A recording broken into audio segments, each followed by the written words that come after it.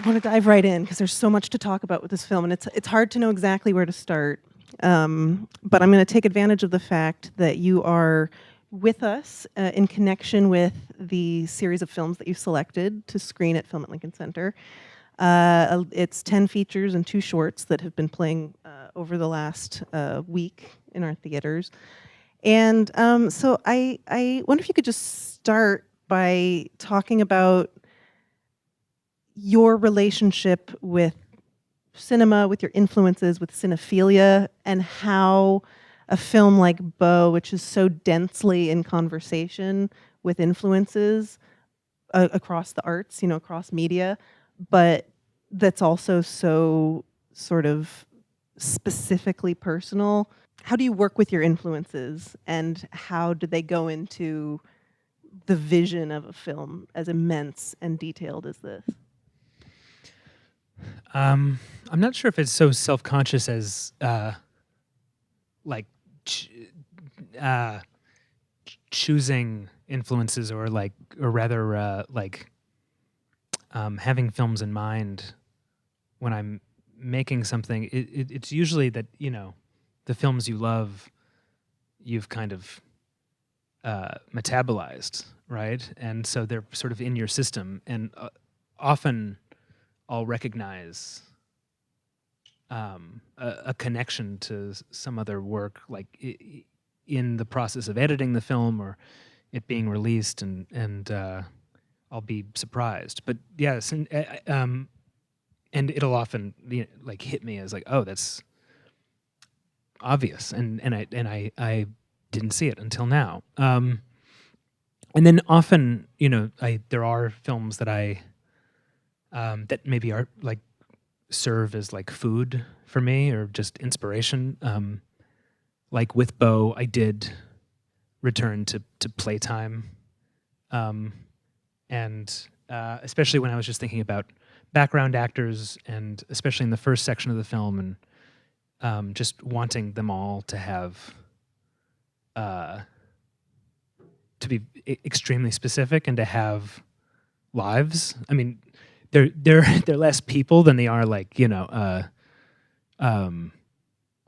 don't know, just menaces. But I wanted them to be very very specific. And that's just a film where every person in the frame, and the frame is often packed with people, where you feel that nobody is too far away from the camera to not deserve like all the attention in the world. But the program for me is really just the way I thought about it was what movies, now that Beau is sort of in retrospect for me, like I'm looking at it and I'm being tasked with talking about it, which in some ways I'd rather not do. Like what films might function well as like pairings, like what would be I was just trying to think of like, okay, if I had to do a double feature with my own film, what are the films I would stick it with? And so that's sort of how I came to those. And so a lot of them I haven't thought about in years and wasn't thinking about while I was making the film. A couple were on my mind, but for the most part, it was just the thinking was what.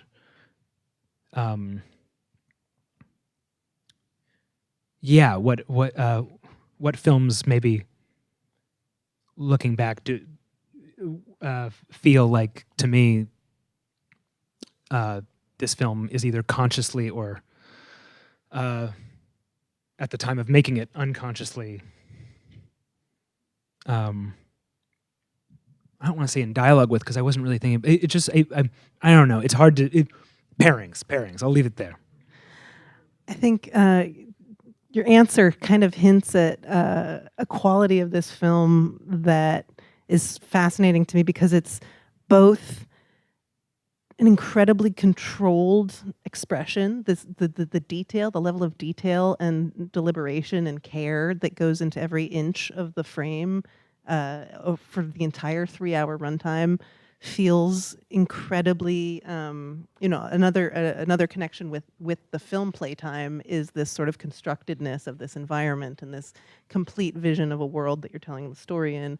But at the same time, the entire film feels like an emergence of a subconscious, of just sort of a dream logic that is playing out in a way that is so profoundly unpredictable and almost feels like a sort of chain of associations or a stream of consciousness.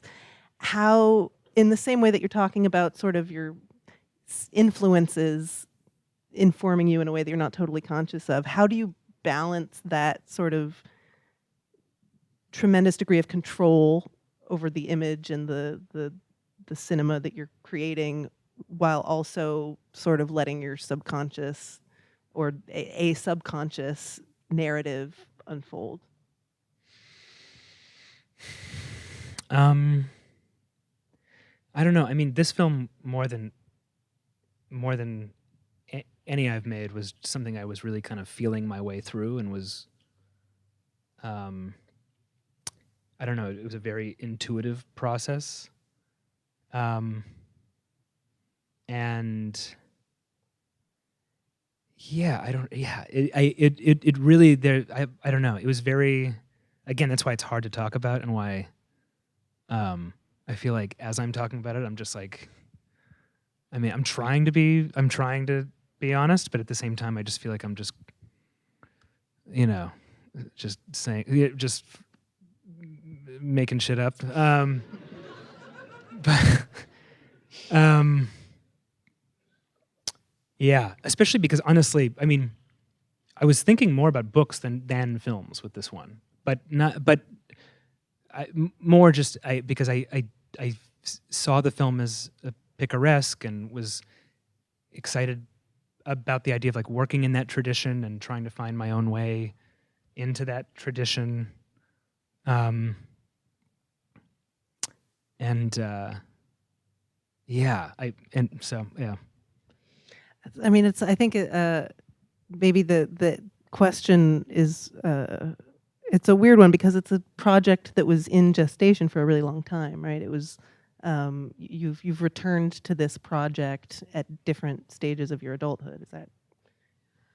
And so presumably it's accumulated meaning for you, and the details have just sort of expanded with the time you've put into it, is the way I imagine. Yeah. I mean, I started writing it probably. I wrote the first draft of this script about 10 or 11 years ago, but it's not like I've been working on it consistently since then. I wrote it, tried to get it made, obviously didn't, and then wrote other things, didn't get those made. Then wrote Hereditary, that got made. And then by the time I was done with Midsommar, because those were really back to back, they almost feel like one project to me because there was no break between them. They overlapped. So I was working on both at one time. I just felt like, oh, I want to go back to that world that made me laugh while I was writing it, and went back to it. It still made me laugh. Some of it, but reading it, I had new ideas and just wanted to sort of live in it for a while. Then the lockdown happened, and so it gave me the opportunity to sort of swim around in it and kind of grow it and go deeper and make this. And in some ways it also felt like, oh, it feels like appropriate to go there because I'd written it before Hereditary and Midsommar, but it felt in some ways like, oh, this is somehow functioning as like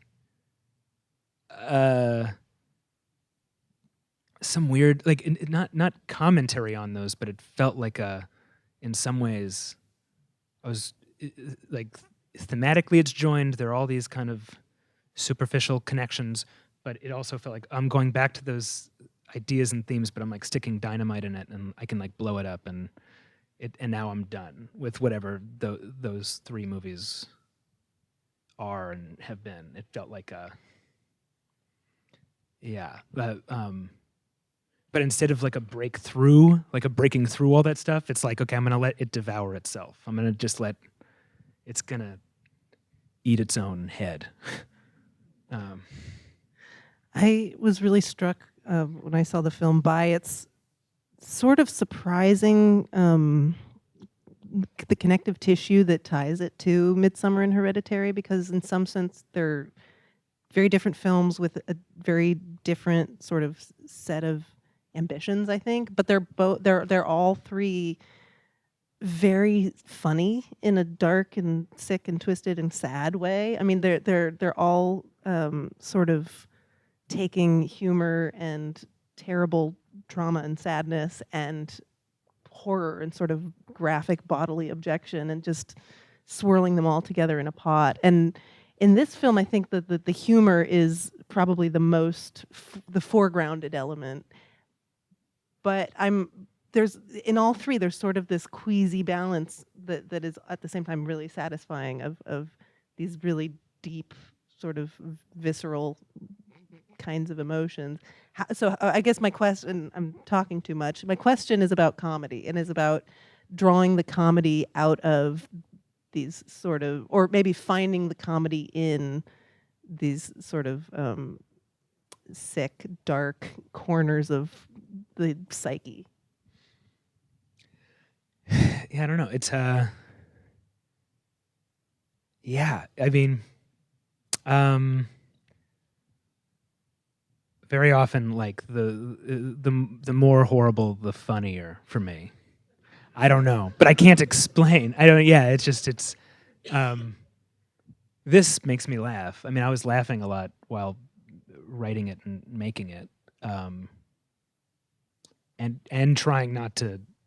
I don't know. I tried to really. I mean, it's probably obvious, but I tried to really not censor myself very much on this one. And when I had the opportunity to make it, there was just a feeling of like, okay, I'm gonna not compromise on this one. Whatever. I mean, I just like whatever this is, it's just gonna be. But yeah, I don't know. But yeah, but I did see the movie, especially the first part of the movie, as like a sort of gag machine.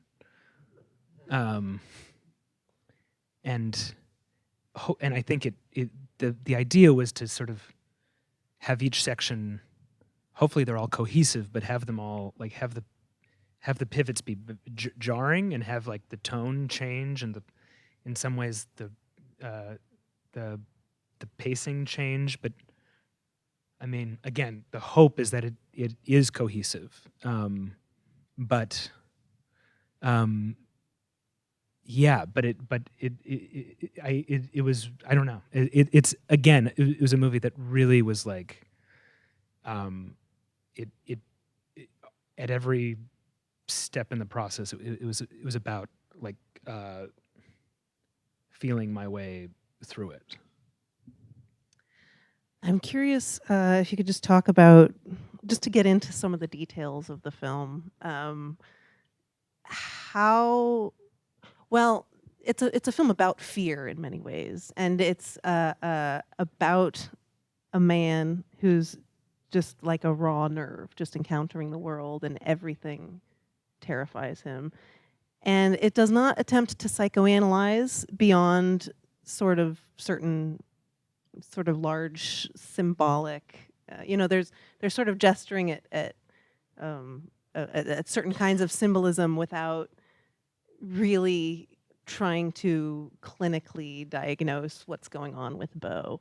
And was the character of Beau and the way his anxieties took shape something that was all were you focused on a vision that was on the page, that was in the writing, that then you sort of built the film around? Or did Beau and his anxieties and his sort of way of being in the world emerge in the process of telling the story, creating the world around him?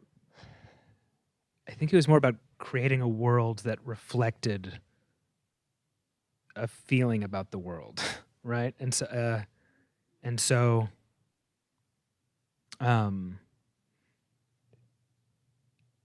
Yeah, and to create this like hall of mirrors, like the film, I think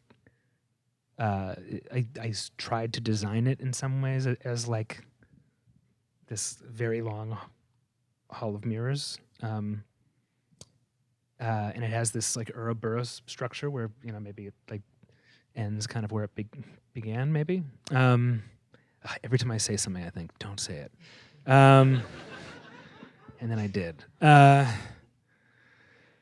But yeah, I mean, it really began like the humor of the world is kind of where it began, and it's sort of where it ends, and it just Beau feels to me very much like just um well, what was important about Beau is that he needed to be real, because the world is so kind of heightened and arch, and so it was very important that he be grounded, and that he be like um, an effective like surrogate for the audience, that you could like at least hold on to him. Um, I mean, I don't know about you guys, but I find him relatable. Like uh, All too relatable. yeah. Oh boy. Oh brother. I That sound was great. Wish I had that in like a library that I could pull from later. I'm so curious. I'm to me the relationship between Beau and Mona is kind of the key to the film. It's in the same way that a therapist might say that uh, everything goes back to your parents. Everything is traced back to who you came from, and how they taught you to relate to the world.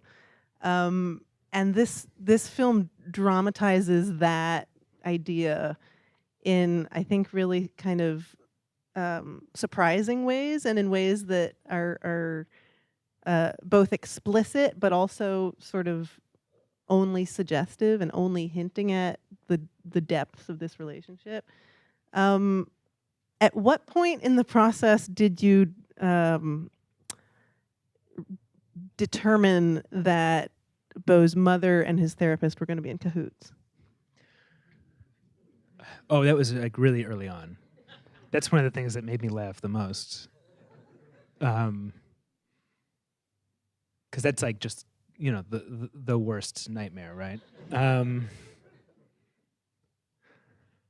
yeah, no, I mean, And yeah, his mom and his shrink are in cahoots, and his mom's lawyer is guilting him after her supposed death about not coming home to honor his mother. And it's just it's like a film that asks, what if all of our sort of deepest and most irrational anxieties and fears about interacting with other people and the people we're close to actually played out, and what would you do, and where would you go? And was that sort of a therapeutic storytelling process in any kind of way? Did you see it as an experiment almost? um, I mean, I just found it funny. It just made me made me laugh. Um, I wanted I wanted Beau's mom to be like not just a mother or his mother, but like the mother. Does that make sense? Um, yeah, like she's like a god, and that to me feels like a very Jewish joke. It's the mother is God, or like in lieu of a god, that's what you have. And so I don't know. And for me, I just kind of loved the idea of like this long, very long like journey to then like this, kind of like Tennessee Williams like showdown with the your worst nightmare of a mother. or like what it's less of a she's less of a mother than like like one's fear of what your mother could be, or what she could turn into. I don't know. Um, so, but again, I thought it was funny. That was my Two of the films that you selected in your program, I think, are when I saw the film, after working with you on the program, I was delighted by the end because you selected A Matter of Life and Death, the Powell and Pressburger film, and Defending Your Life, the Albert Brooks film, both of which kind of play with this idea of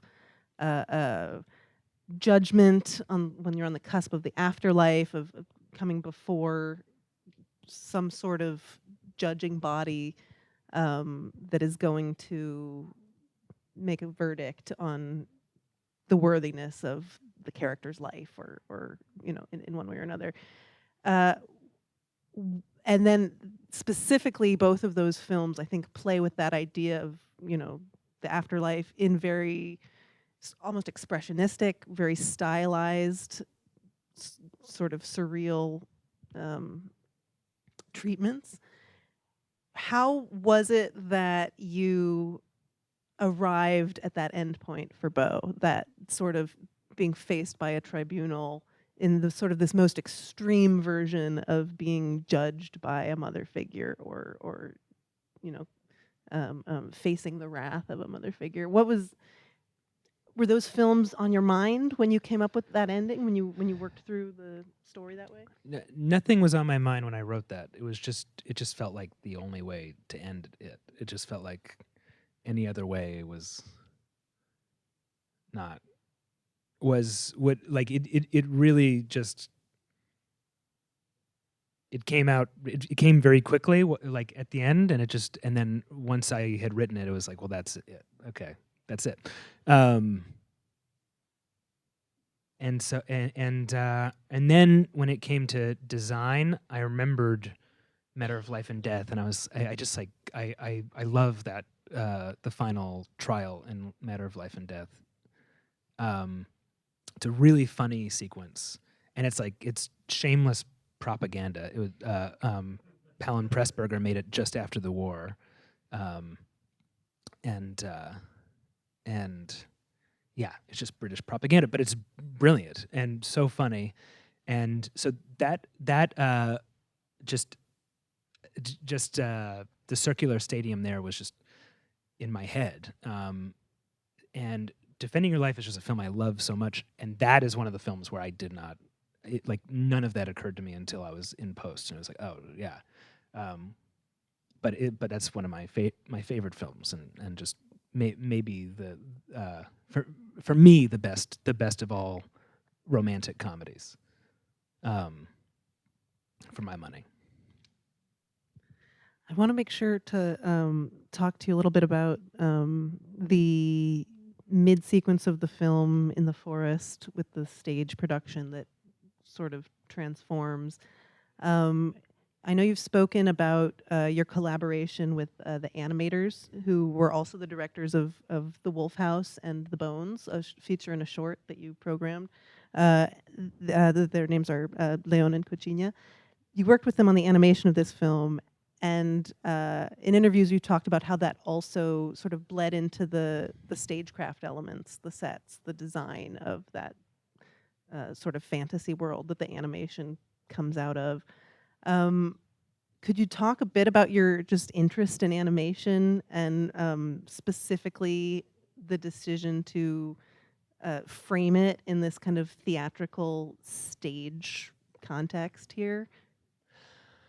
Yeah, I mean, I had written the scene in which Beau kind of enters the play and imagines his life if he had more agency in his own life, or courage, or whatever word you want to use. And I wrote it to be shot like the rest of the film, but then it was clear that we didn't have the resources for it, and it would have been impossible. So then I came to then I thought, okay, well, he's entering a play, so it should have the aesthetics of the play, and so it's stagecraft. And then um, and then I started moving towards, well, is it like, or is it strictly animated? And eventually I landed on this idea of, okay, it's stagecraft, and it's and there are animated elements like interacting with the stagecraft and kind of complicating the stagecraft, and so then the question became, like, who are these animators? Do we go to an animation house, which is usually how it's done? Uh, Same with VFX. Like, you go to these, VFX houses that that have a bunch of artists there, and you work with them. But something about all the studios I was looking at, it just felt kind of impersonal. Like, they had all these really great films in their roster, but they were all different. And then I remembered the Wolf House, or La Casa Lobo, and thinking it was just one of the greatest things I'd ever seen. And so I reached out to them, and it turned out that they were interested, and so at that point I had a shot list and a storyboard for the sequence. So the shots were dictated already, but the like the design wasn't. What the world looked like, what the animation would look and feel like, and from there it became a really, like, a true collaboration, and a really joyful one, and a long one. Like, they were sending in paintings, and there was a lot of back and forth, because I needed whatever the look was to be cohesive with the rest of the film and the aesthetics that we were already, that you know that that like the aesthetics of the film. And they're in Chile, so they weren't on the ground, so it was really about me kind of guiding them, and they were a bit in the dark, because, again, they didn't really know what we were making. They read the script, and we were sending them images, but it was just a lot of back and forth, and I drove them crazy. Um, but but yeah, it was great. And so they were sending in paintings that we eventually, like, our crew on the ground in Montreal built, like, uh, built and painted all these things that reflected the paintings that they were sending to us, and at a greater scale. Anyway, it was a long process, but a very fun one. I think reading your interviews, I have the sense that you're very in tune to your own experience as a viewer of films, and what you respond to in a film, and what works for you in the films that you watch and what doesn't, and that you're very sensitive to thinking about those things while you're making your own films, and thinking about what the audience's reaction is going to be, and what is the sort of what the emotional engagement you're listening is, which is reminds me a lot of the way that people talk about Alfred Hitchcock. And you selected one of his films, The Birds, in this program, and so I'm just curious, in maybe in Hitchcockian kind of terms, to what extent are you consciously thinking about not manipulating an audience, but sort of orchestrating an effect on an audience? And now that the film is out in the world, does that color your sense of when you see the effect that the film actually has? How does that sort of feedback into your observation? Well, I always knew the film would be divisive. It's a pummeling, and it's just supposed to be. uh, Maybe I didn't know quite to the extent that it would be divisive, but but yeah, I mean, well, The Birds, yeah, Hitchcock. Of course, I love Hitchcock, and The Birds felt to me like a fun pairing with this, also because of the perversity of the birds. And there's also, this Beau is obviously, the mother figure is so important in Beau, and the mother in the birds is like, really, like, she's the star of the film, but it's not apparent until almost until you think back on it, like she's like the covert star, where and the Jessica Tandy, and she because it's really about, it's like this, there's this really strange meet cute between Rod Taylor and Tippi Hedren, and the first hour of the film is it, it's really convoluted, and it's this like romance that is between these two people who are both like very, just really they've got problems, and the birds are it takes a while for the birds to really invade the film, and but it's always, but they're always tied to the character's neuroses. Like it really is, like the birds are coming out of their neuroses, and I think they're really coming out of the mother's like panic at the idea of her son, who they're basically like a married couple, panic at the idea of her son meeting another woman. And so like the birds are like almost, it feels like they're being summoned by the mother's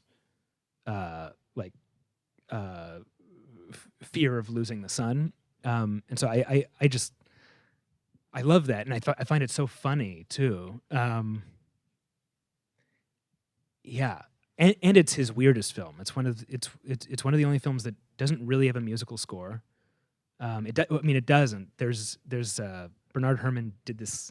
He like kind of worked on the sounds of the birds, and that I think that they called that a score, but it's not.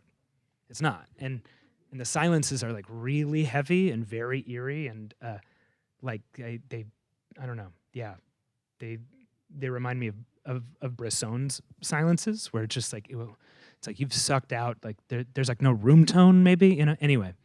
I love that movie. I think The Birds is a film that is, identified as horror or something, but it's not a film that sits easily in its sort of genre classification. And I think you identify or have identified as a genre filmmaker, and your first two films are horror films. This film is Beau's Afraid is horrifying, but it's not. It's perhaps even less committed to a genre than Hereditary and Midsummer, which both also, like The Birds, are kind of horror that's doing something with the generic forms that's to a different end than a horror film might typically be. And I think, when you look at the lineup of films you selected, they run the gamut genre-wise.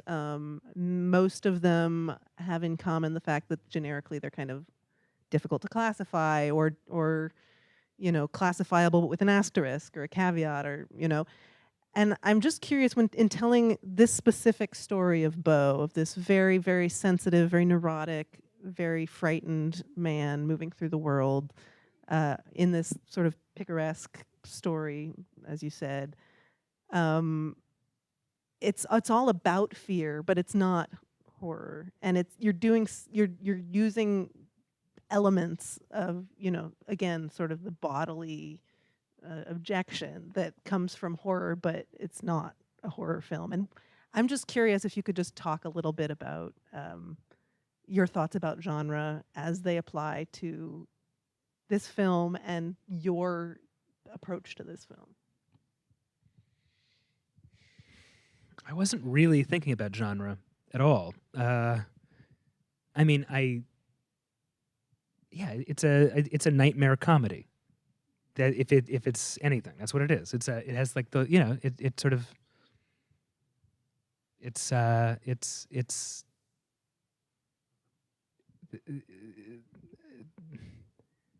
yeah, the logic is that of a nightmare, and it's so I don't know, but again, it's like these questions aren't ever asked until the movie comes out, but I think it's useful because if people are coming to see something scary, like, they're in for a rude awakening. It's not gonna It's not that. It's full of fear, but it's not eliciting fear in the way that a horror movie might. Yeah. It's about fear. Yeah. Yeah. Well, I think that's probably a good note to end on. I think we can leave it there. There's so much to talk about in this movie, and I could keep asking you questions, but I'll leave it there. So thank you so much. Thank you. And Thanks. all- Thanks very much.